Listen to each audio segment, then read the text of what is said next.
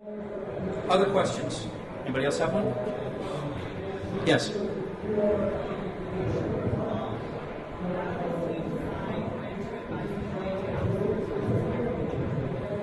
The question is for Paul.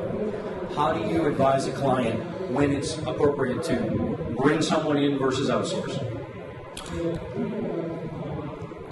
Well, you have to take a look at what the cost of that's going to be and whether or not it's a permanent or a temporary thing. I think if it's a temporary, seasonal thing, you probably want to look at the outsourcing. If it's going to be more of a permanent thing and something that you can grow, you might want to bring somebody in for it. It's not cut and dry. A lot of it is your gut reaction as to what that item is going to eventually entail.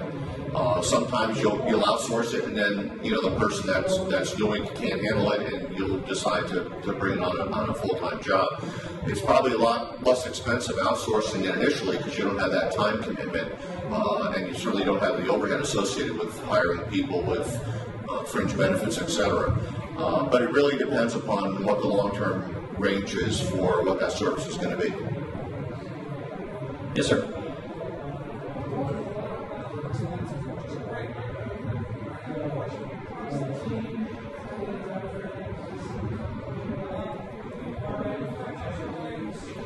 Scratch, and we also buy some items and resell them. And we have a real puzzle about where our gross margin is, depending on the product mix and depending on discounts. Are there any rules of thumb about gross margin? Because prices are constantly changing, and you're trying not to pass that on to your customers. How do you manage that? Are there rules of thumb for that?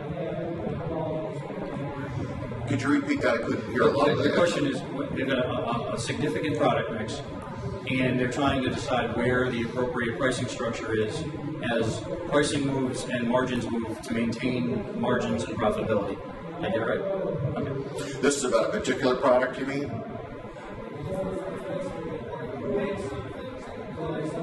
Oh, I see.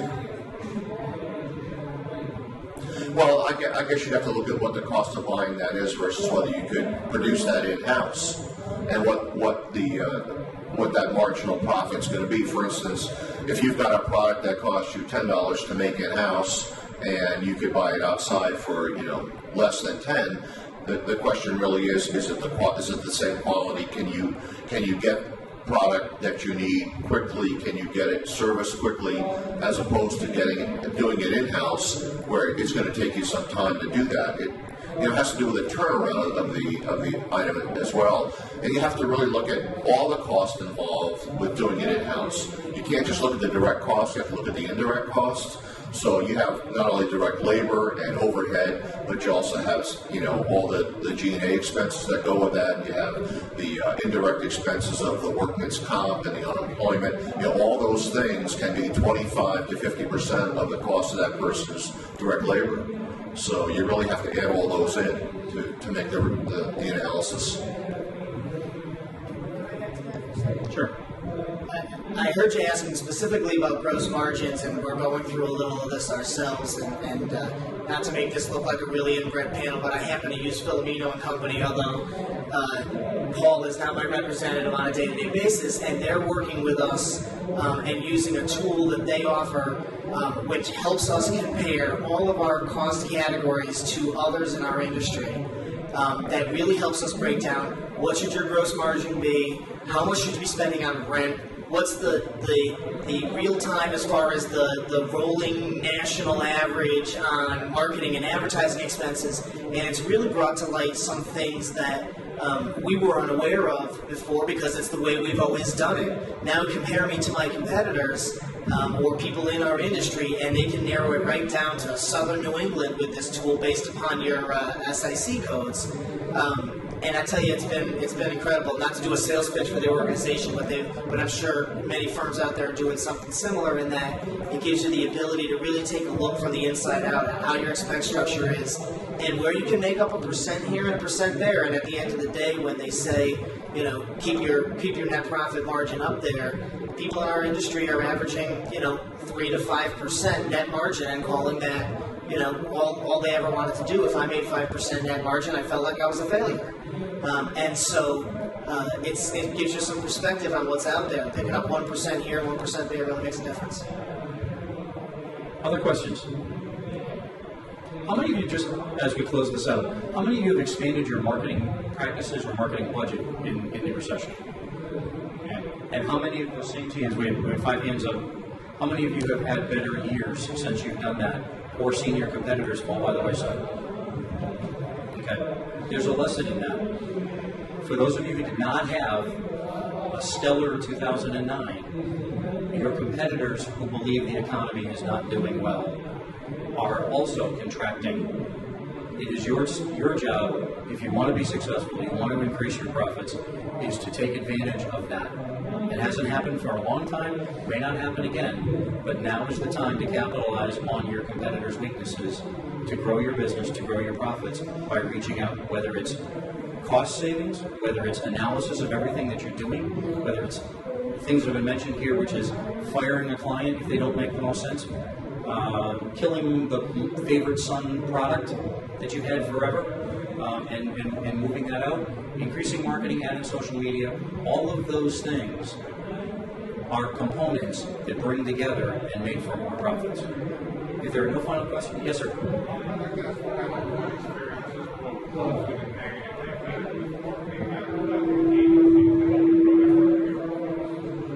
I agree. Positive and negative marketing. Marketing and advertising agencies. Okay. The question is, have you or your clients have either positive or negative interactions with advertising agencies? What have the pros and cons been? Did I get that? Okay. We have not used any advertising agencies per se. We did use a public relations person for about 2 years, and we did get some good results with that. We got some media exposure, we got some print exposure. We thought it was well worth it. Yeah, we traditionally did not use a marketing advertising agency actually until this year. We decided that our efforts were a little all over the map as we were developing things internally, and it was tough to tell who is Foresight, what do they mean, who are they trying to be, and so this company is really helping us sort of organize our brand. I can't tell you the results of all that yet, but I can tell you the experience so far in having that outside view of everything you're doing and the different messages you're sending and the medium you're using sending them has been very helpful. And sometimes just to reinforce kind of what we knew, but this is helping us put that out there in sort of a whole new launch we're going to do this year, branding, new website, new advertising. And then to strengthen the comment Paul made about PR, we've used a PR firm here and there, and every time we do, we're thrilled with the results that, and especially even now on the web with regard to the way you get hits, do a press release, a well-written press release that's not just dropped on PR web, but you take a good PR firm to push it out to the right media contacts, you can really get some nice play out of it. I use a public relation firm that, like Michael, I've had fabulous results with. I've had a lot of exposure in the press in the New England and in the Connecticut and Hartford arena. Something I talked about before, the power of networking and developing relationships can save you a lot of money in the long term. As I said, I do strategic planning. I'm a business coach. A lot of work with leadership development. I have 2 companies that are advertising companies that, one in particular, I work with them. I did their strategic plan and did not charge them a dime, with the understanding when I was ready to do a full-blown marketing plan that they would reciprocate, and they have, and it worked out to be a beautiful thing.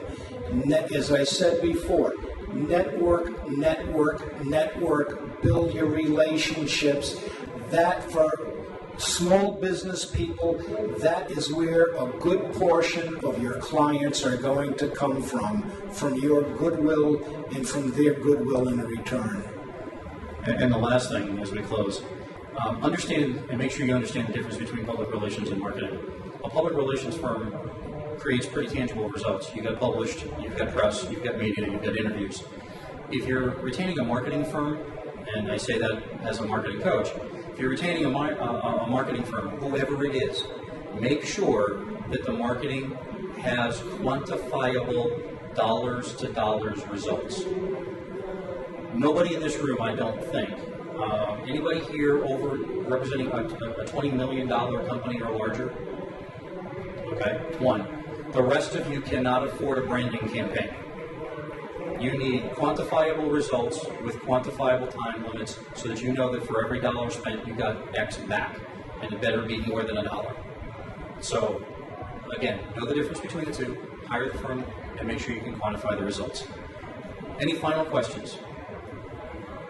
I'd like to thank all of you. I'd like to thank Paul, Mike, and John. Up here, there's a handout, which is the same stuff was on the web, but contact information. So if you have a question for any of us individually, we'll be around after the session. But if you want to send an email or whatever, everybody's phone number and email direct information is up here. Please grab one. Thank you very much. Have a great day.